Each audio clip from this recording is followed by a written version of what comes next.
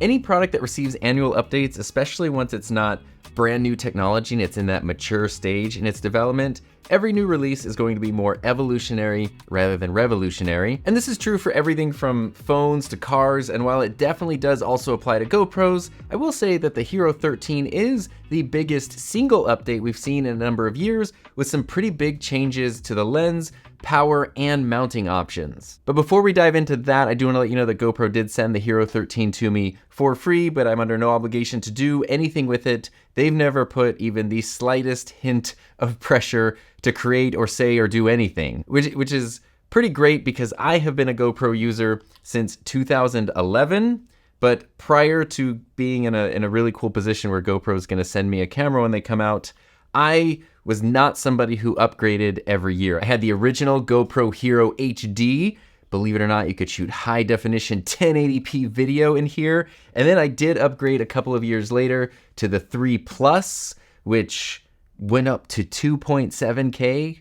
We're going into semi-ultra HD there. And then a couple of years later, I did upgrade to the Hero 5 and then the Hero 7, which had some just absolutely incredible image stabilization. So the thing I want to point out here is that when GoPro's not sending a camera, I'm not somebody who upgraded my GoPros every year. I don't think you need to do that. And even now, I don't have the budget to get a new GoPro every year. So as much fun as it is to try out the new models and see what they're like, I'm definitely not saying that you need to upgrade, but I do want to help you figure out what's new with the 13 to see if it might be a good camera for you, because like I said, the 13 is the most significant update in a while. So if you've been waiting for some new features, some specific new features, or you do have an older model, this could be a good choice for an update. So with that in mind, let's start off by asking who the Hero 13 is for, or at least who I think the Hero 13 is for. I think this is a great camera for anybody who's buying their first GoPro,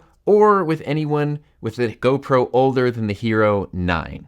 I think that makes this a great option. I think it's awesome for somebody who wants more flexibility with interchangeable lenses, someone who wants the best possible battery performance and recording times available in any GoPro, somebody who wants the flexibility of really cool magnetic mounts to use with a variety of different mounting options. The 13 is a good camera for somebody who wants GPS capabilities, which were removed in the Hero 12, but added back in the 13. It's also a great camera for somebody who doesn't mind that those things do make the camera a little bit bigger and a little bit heavier. The basic body size is the same as it's been since the Hero 10, actually probably since the Hero 9. I don't have a 9, but I have the 10, 11, and 12. Basically, it's exactly the same as that. It'll fit in all the same accessories, but it is a little bit heavier, and with some of those interchangeable lenses, it does get a little bit bigger. So if you don't mind sort of sacrificing some of the compactness for more capability, the Hero 13 could be a great camera for you. So moving on to talk about image quality, this is where the maturity of the platform really starts to show, because the image quality from the 13, which you're looking at me on right now, is basically exactly the same as the image quality from the 12, which you're looking at me on right now. 13, 12, 13, 12, FX3, 13.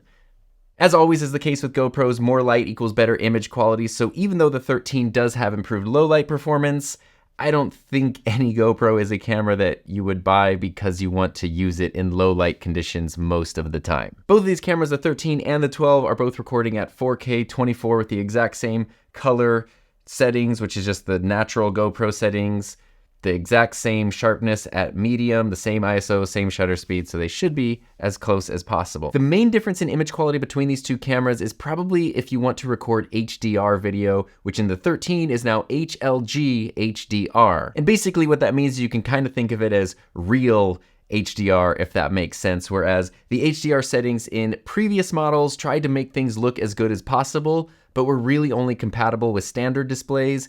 HLG HDR makes things look good on standard displays, but is also compatible with actual HDR displays. So you're getting, the truest type of HDR footage possible. This does also mean that even though they have the same sensor, the way that the Hero 13 handles color and contrast is a little bit different and a little bit improved over the 12. Again, on the 12 here, probably not a night and day difference, especially if you make up for it, with color grading and color correcting in your software. But straight out of the camera, the 13 is going to look slightly better than the 12. Now, I don't think any of that is worth updating from the 12 to the 13 or the 11 to the 13. And part of me is wondering too, since most of that seems to be software based, if it would be possible to just push a lot of that HDR and a lot of those same color settings to some of the older models as well, because I don't think that's a hardware specific thing, but I could be wrong. GoPro also did say that the linear shooting mode on the 13 is the widest ever. So here's linear on the 13, here's linear on the 12. Do you see a difference, 12 to 13? Linear mode is great because it's, if you want to use a GoPro that doesn't look like a GoPro, it doesn't have that fisheye distortion, that's kind of what linear mode does. So if you plan to mix your GoPro footage in with like mirrorless camera or other camera footage, that's the mode to shoot in for sure. But in the past, you've always had to sacrifice some of the wideness, the field of view, in order to make that happen. And slow motion does have some cool new options in the Hero 13, including 120 frames per second at 5.3K and a pretty shocking 400 frames per second at 720p. So that's nowhere near 4K, but 400 frames per second in a camera this small is pretty awesome. Now, in terms of image quality, I do understand that a new sensor is something that a lot of users have been asking for, and I totally get it as somebody who, going over here to my FX3, I'm a full frame camera person. I like big sensors that give you great image quality, better low light performance, shallow depth of field, all that stuff. But at this point with GoPros, I do think some of those software improvements actually will make a bigger impact than something like a 1-inch sensor, which is what I've seen a lot of talk of, people wanting 1-inch sensors in small cameras like this. I do want to point out that there are drawbacks to those bigger sensors in small cameras. Larger sensors can improve overall image quality and low light performance, but they also take more power and generate more heat, two things that I think most GoPro users don't want. Larger sensors also mean a more shallow depth of field, which is great on a camera like this, my Sony FX3. I'm in focus, the background's blurry, I love the way that that looks. But on action cameras, the goal typically is to keep as much of the frame in focus as possible. You want to see everything, so that way you can just kind of mount the camera and capture everything. So if you put a bigger sensor into a small camera, then you're gonna have issues with depth of field. And since most action cameras don't have like autofocus or anything, that then means it's going to be difficult to clearly capture what you intend to capture. So I think sometimes the idea of a bigger sensor is sort of made out to be like the perfect ultimate upgrade for a camera like a GoPro. And as much as it wouldn't surprise me to see that be something that happens in lots of cameras in the not too distant future, I don't think it is the ultimate solution to all problems that it's sometimes made out to be. So as we're talking about image quality, I do want to talk about lenses on the Hero 13, because lenses are something worth focusing on, because that's where a lot of new changes have occurred. This is the first time that GoPro has officially really embraced a variety of lens options and almost tried in a way to morph the Hero 13 into an interchangeable lens camera. So I like what they've done, and I'm very excited to see if it's something they continue in the future. Now, there are some components, some different components that make these new HBL lenses only compatible with the 13. So if you like these lenses or this is something that you want, this could be a reason to upgrade to the 13. And the way that you change lenses is pretty simple. If you've ever had to replace a GoPro's protective thing around the lens before, it's basically exactly the same. You just twist this counterclockwise.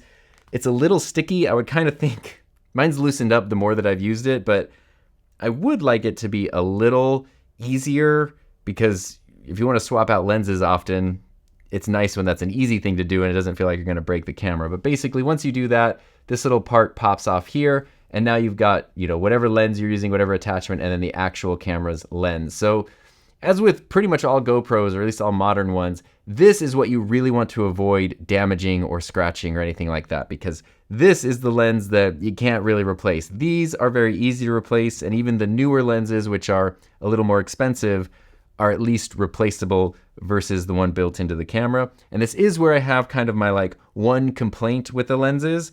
I do really like that since they're embracing the idea of interchangeable lenses, there's these blue marks on the camera and the lens, so that way you can line it up and attach the lens that way. You just kind of line up the blue and then twist clockwise, and the lens will lock into place. But a few times, more than a few times, I've sort of had trouble lining it up, and I have put like the rim of the lens, I've bumped it up against the actual camera lens, and that is something I'm a little bit worried about scratching and damaging the non-replaceable lens here. Otherwise, I really love the lenses. That's kind of my only little gripe, is that they should be a little bit easier to change, but they also do need to be weather and waterproof, so maybe that sort of difficulty in changing them is sort of a necessary thing. The GoPro Hero 13 was announced with 3 lenses: an ultra-wide lens, which I have right here, a macro lens, which I have right here, and an anamorphic lens, which is the one I'm most excited about, but it is not available yet at the time I'm recording this. So that is something that I will be ordering as soon as possible, because I really, really want to use the anamorphic lens. But for now, I've got the ultra-wide, the macro, and some ND filters. And a really cool thing with these lenses is all of the new lenses are detected automatically. So I've attached the ultra-wide lens to the Hero 13 here, and as soon as I turn it on, it recognizes that that's the lens I'm using, and it changes any necessary settings. So if you use something like a max lens mod in the past, where you had to then switch it and then go into the camera settings and tell it what you're using and make some changes, you don't have to do that anymore. And that's great if you are swapping between like ultra-wide, macro, ND filters, future anamorphic lens. It's kind of a really helpful thing if you do want to swap out your lenses a lot. And even though it does have auto detect, which is going to figure out what settings you need for your lens, you do still have full manual control if you want to change something. So this is the ultra wide lens, the one I'm using right now, and this has an MSRP of $99. This is the lens to get if you want the absolute maximum field of view. You can kind of see right here, I am not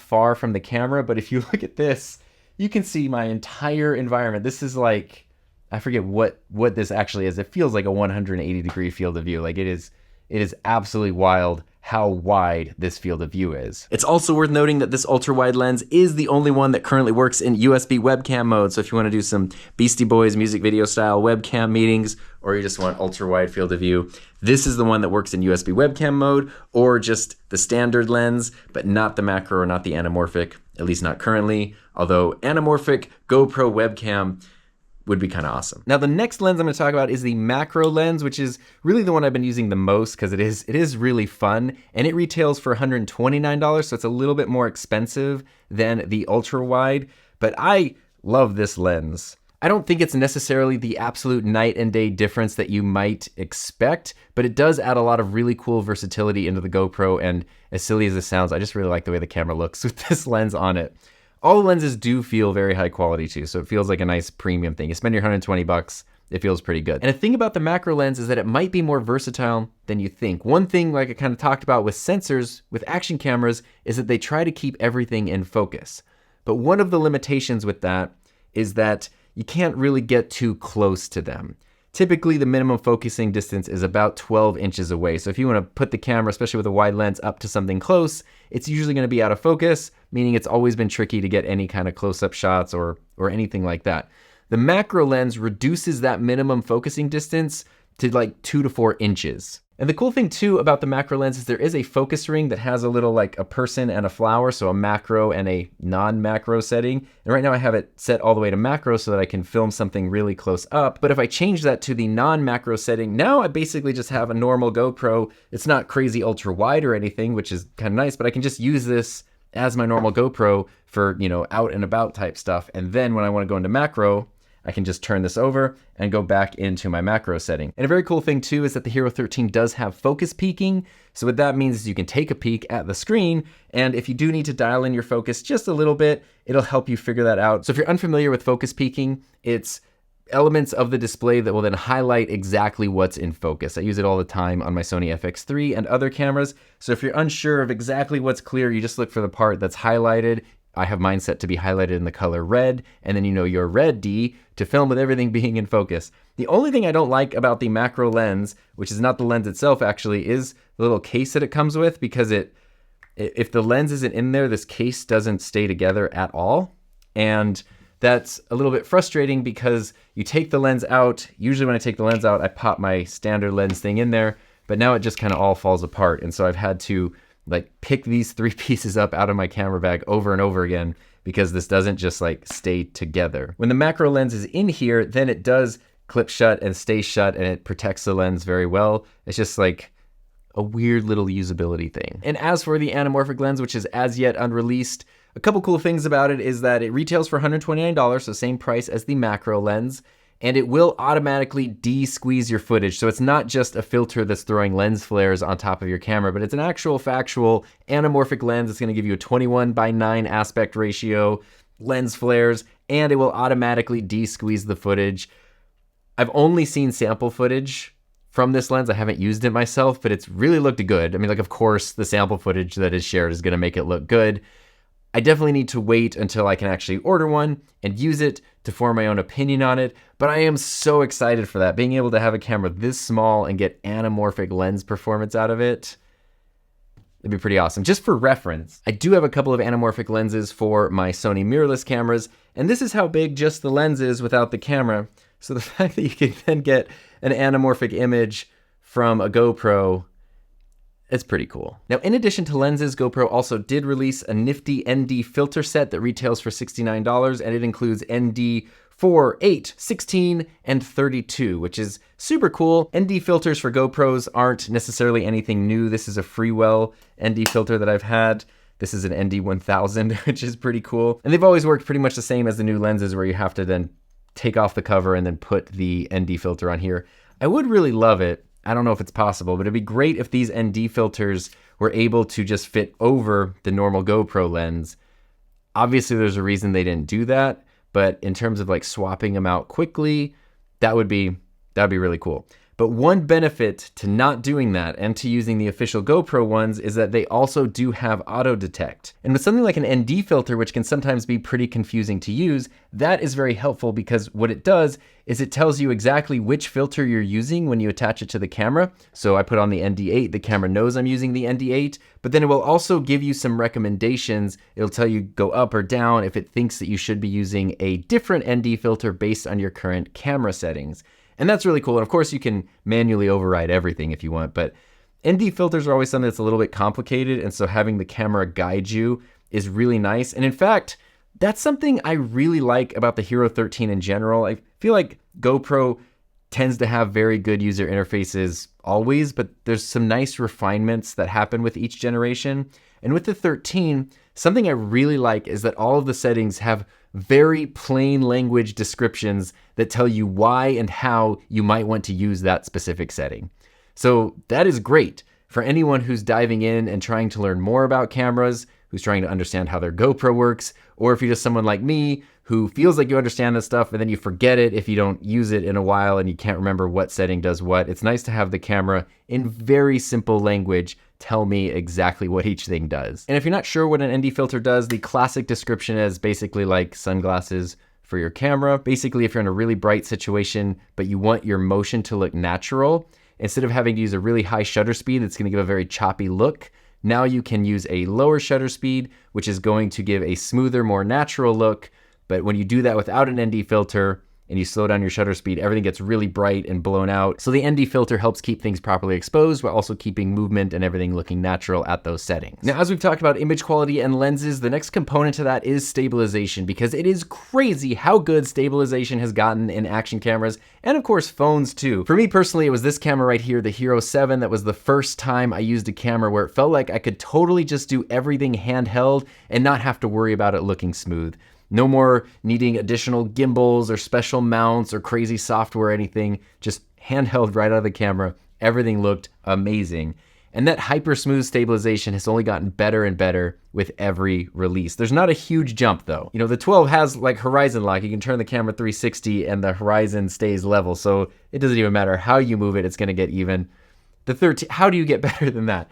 So the 13 does have a little bit of improvements, and really the way that you improve image stabilization at this point is by cropping in less. So one way that cameras do image stabilization, especially action cameras that do it through software, is that they tend to crop in on the image. So instead of having your full wide field of view, it crops in a little bit, and then it can kind of like morph and crop and transform that to keep everything looking nice and steady. So the best way to improve it is not necessarily at this point making it look more stable, because I don't know how you could really get more stable than what the Hero 12 was, but to get that stability without having to crop in as much, that's always helpful. With the Hero 12, GoPro did introduce auto boost stabilization, so that means it's basically gonna keep the stabilization as wide as possible. So if you're just walking very smoothly, it's not gonna be super cropped in, but then you start running and shaking like crazy, it's gonna very naturally, boost in a little bit to keep things stable. So it's always going to give you the widest field of view that it possibly can. And the Hero 13 also has auto boost,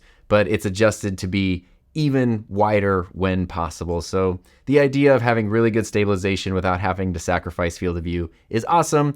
Again, not a huge, massive difference, not something worth upgrading. When I bought my Hero 7, I honestly didn't think I was going to keep this camera. I was very curious about it because I really love my Hero 5. But then when I saw the stabilization on this, there was just no way the Hero 5 could compete with the hyper smooth stabilization of the 7, and that's what sold me on this camera.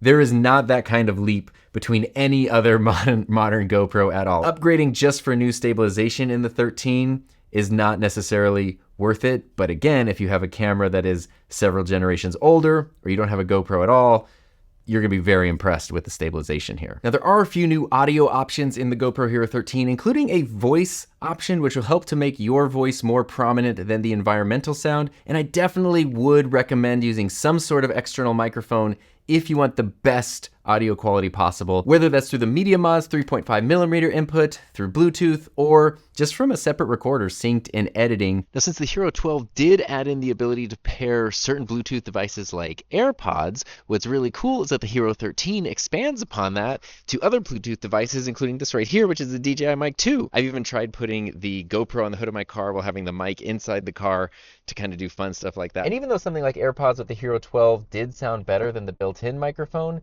it still kind of had like that kind of like Zoom call quality to it. There's a barrier of glass, there's wind noise, there's all kinds of stuff in the camera's environment, but hopefully you should still be able to hear me. It didn't sound nearly as good as this, so being able to do this via Bluetooth is absolutely awesome. And now we're using the exact same microphone, but instead of it being connected through Bluetooth, it's being done through the Media Mods 3.5mm input. So this is going 2.4 gigahertz to the DJI receiver into the GoPro. Even though the GoPro's internal mics have gotten better and better, right now you're listening to me on the Hero 13, and I'm just over a meter away from the camera, I would say, just over 3 feet away from the camera. This is usable, especially if I get close to the camera. This is gonna sound better and better the further away I get. It's not going to be able to pull off any miracles. So while you can still hear me and you can still understand what I'm saying, if I go back to using my Sennheiser MKH50, which I've been using for the rest of the video, this is much easier to hear and understand. So imagine listening to this, the camera's built-in audio, for the full length of this GoPro review. I think it would get kind of annoying and exhausting after a significant chunk of time. For small casual things and short clips, it's probably fine, but for longer things, going back to using a dedicated microphone is really going to make things sound a lot better. It's very counterintuitive, I know, but people will stick with something that looks bad and sounds good longer than they will something that looks good and sounds bad. Now, I do want to move on because it is within my power. I want to focus on power with the Hero 13 because I have a whole section on overheating that we'll get to in just a minute. But before that, I want to focus on some of the changes made to the power options of the Hero 13 because this is the first time since the Hero 9 that there's been a change in the battery. The Hero 9 through 12 can all use the exact same battery. And I've definitely heard some user complaints, so I totally understand from people who are upset that now they got to get new batteries and new chargers if they get the new GoPro and they already have stuff. That is always frustrating, but honestly, I can't really complain with 4 generations of the same battery. And the new battery does have a larger capacity, which does offer some big improvements. So I do think that that change is worth it. GoPro batteries aren't usually very expensive anyway, so having, several extras is a nice thing. And if they keep this new battery for the next several generations, I don't personally have a problem needing to change my batteries every, 4 or 5 years. So this is the previous Enduro battery, the size and form factor of the Hero 9 through 12's battery, and this is the new battery for the Hero 13. Not a huge difference in terms of size or shape, but it is a higher capacity that is officially rated for 10% better performance. Just side note, I've personally gotten much better than 10% results from that, which we're going to talk about in just a minute. So there are definitely some benefits to the new battery. There's also something called the Contacto Magnetic Power Adapter, which is a ridiculous name that I actually love a lot. This is also something I'm planning to order right after that Anamorphic Lens. The Contacto is available now, I'm just budgeting. Basically what that does is it lets you charge the camera with a magnetic cable and it works underwater. So I think this is the first time it's been possible to power a GoPro underwater indefinitely. that's pretty cool. And there have been some changes to the mounts on the 13 that amount to some pretty cool quality of life improvements. The Hero 13 has a new magnetic option in the mount, which I personally find quite attractive in terms of features. Basically what they've done is they've included the best of all worlds in this mount. The Hero 9, which I don't have, was the first GoPro to have built-in fingers. So prior to that, you had to put the GoPros in these external housings to get the mounting fingers. And then with the 9, they just had it built right into the camera. So now you have a camera that's waterproof, weatherproof, and able to be mounted without needing anything else. And that's absolutely awesome. The Hero 12 did upgrade things a little bit with a very nice quality of life feature that was a 1/4-20 mount on the bottom. So you can see right here, like on my Hero 11, this just has the fingers, but the 12 has a 1/4-20 mount. And this is awesome because it means you can use it with tripods, arms, anything, any other, traditional camera accessory. Now you can very easily use it with your GoPro without needing any other adapters or anything like that. But with the Hero 13, they also took a page from like the DJI Osmo Action and added a magnetic mount. So now you can easily attach and detach the camera magnetically, which is just so satisfying. Listen to this click in. It's really fun to click this in and out of magnets. The old school fingers are still the most secure, so if you're doing something really extreme, this is still the best way to go, but having then the option to switch between all 3 types with the same mount is incredibly helpful, and I love the versatility, and the magnetic mount is really, really awesome. One thing I will say though, which maybe it's just me getting used to using the magnetic mount, is right here you can kind of see I have the traditional, knob on the GoPro. And if I need to detach this, I have to kind of like wedge my fingers up in here. So that's a little tricky. The magnetic mount does come with this much smaller screw. So this will go in here and then it's a very low profile. But the magnetic mount that I'm using, just what it looks like, is this. So it's this tiny little thing like that. It's got fingers on it that you can attach to something else. And if I use this screw, now it's not in the way at all.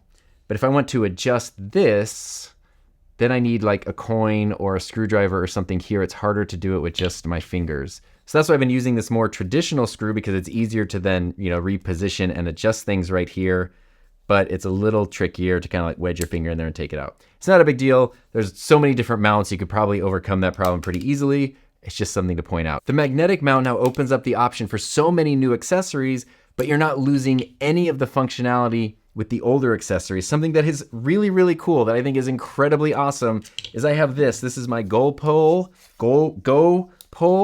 I bought this in 2011 when I bought my very first GoPro, and I can still use this 2011 accessory with the 2024 Hero 13 because it has the same mounting fingers, even though I can then also use the 13 with brand new magnetic mounts. So that's pretty awesome. And it is worth noting, I know that there are some aftermarket mounting options that you can replace the existing ones that look very similar to the new magnetic design.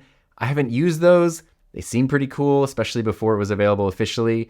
And I don't know if those are compatible with any of the official GoPro magnetic mounts. I'm just glad that the Hero 13 comes with it straight out of the box. Okay, so that means lenses, power, and mounting options are the big upgrade to the Hero 13, but let's dive into what is typically my least favorite thing to talk about with an action camera, and that is overheating. But my experience with the Hero 13 has been very, very different. So I do think it's important to keep expectations in line when we're talking about a $400 camera that needs to be compact, high resolution, waterproof, and none of those things lend themselves very well to heat dissipation. So there's only so much that you can do to circumvent the laws of physics.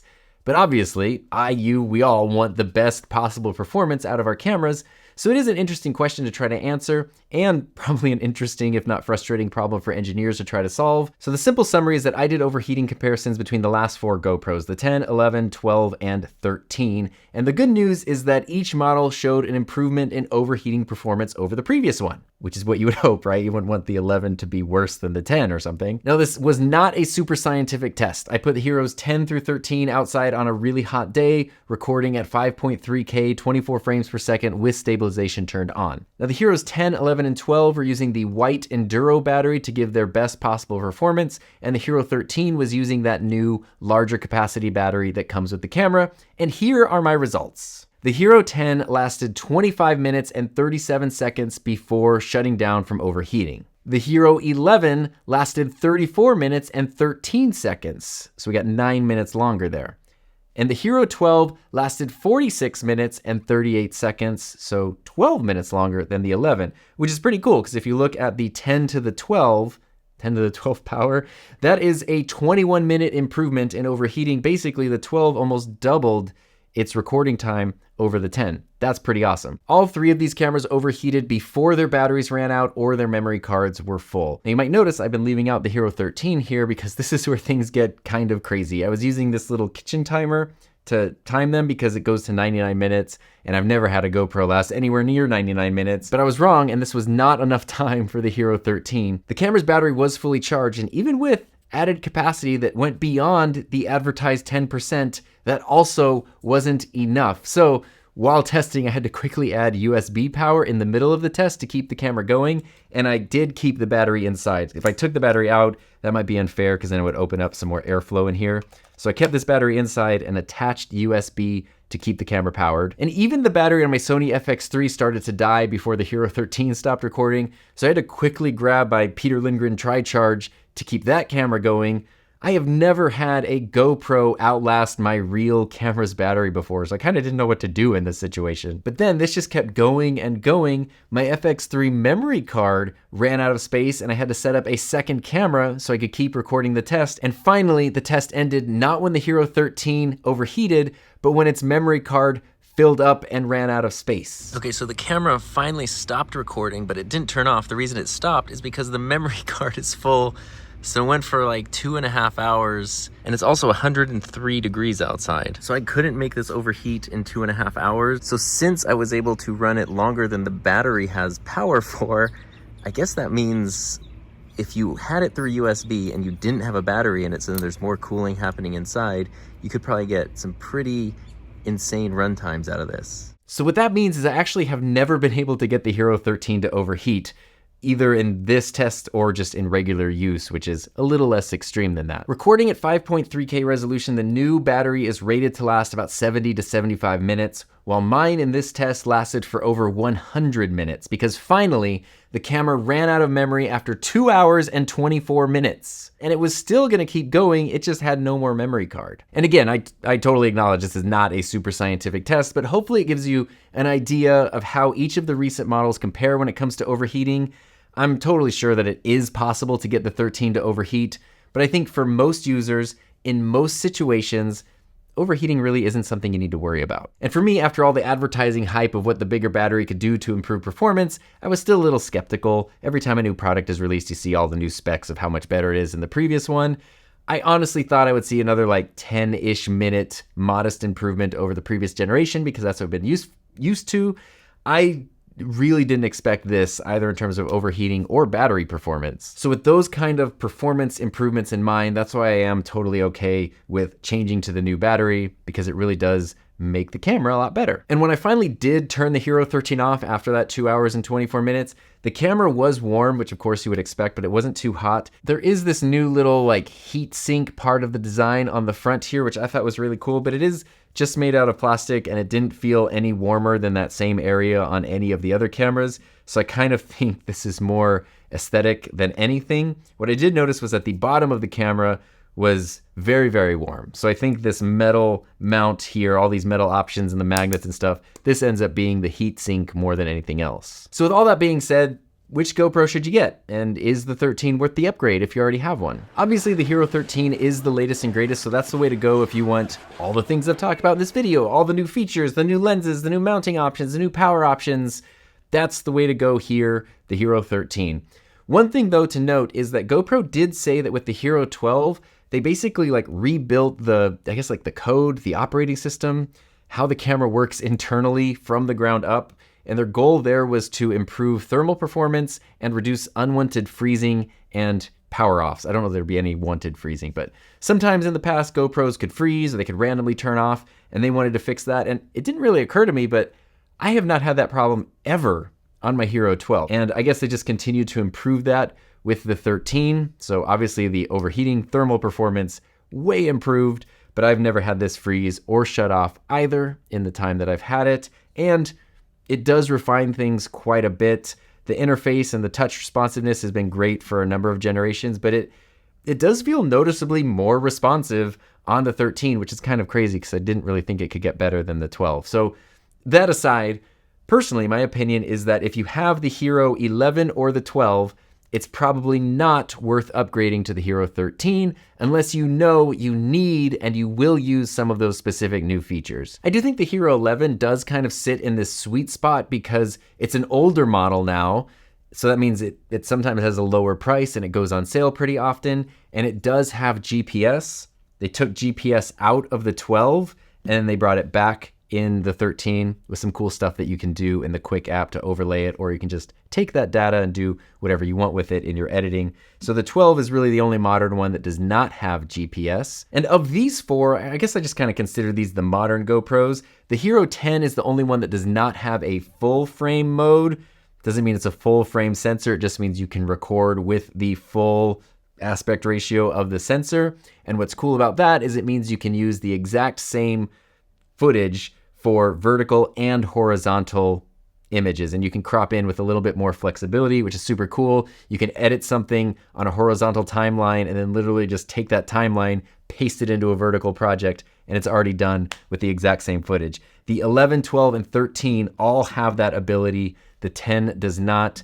That's something I have found incredibly helpful myself. So if you do any sort of vertical video, the 11, 12, or 13, definitely the way to go. But if you don't need GPS and it's not something you're worried about, then the 12 does have better battery performance than the 11 and some other quality of life improvements. So if you're trying to choose between those and you can get the 12 at a good discount, it might be worth it. So all that to say, I do think the GoPro Hero 13 is an excellent camera. If you have, the 11, the 12, or the 10, very iffy about the upgrade, but if you have anything older than a 10 especially, it's going to be a very worthy upgrade, and if you've never had a GoPro, it's going to be a really fun camera to dive into things with. And speaking of things that are fun to dive into, thank you to everyone who dove into helping support my channel through Patreon and YouTube channel memberships. And if you want to know more about GoPros and all the cool things you can do with them, check out this video right here.